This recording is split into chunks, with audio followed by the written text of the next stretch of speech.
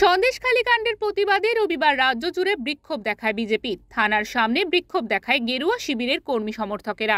সেই মতো রবিবার লেকটাউন থানা ঘেরাও করে বিধাননগর বিজেপি মণ্ডল কমিটি।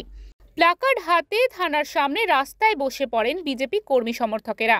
তাদের অভিযোগ, বিজেপি কর্মীদের মিথ্যা মামলায় ফাঁসাচ্ছে পুলিশ, অথচ তৃণমূল নেতাদের অন্যায় দেখেও পুলিশ কোনো ব্যবস্থা নিচ্ছে না।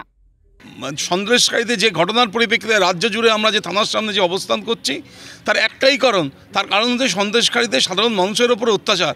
আমরা পুলিশের কাছে আবেদন করব, সাধারণ মানুষের করের টাকায় আপনাদের মায়না হয়, মমতা ব্যানার্জির বাবার টাকায় হয় না।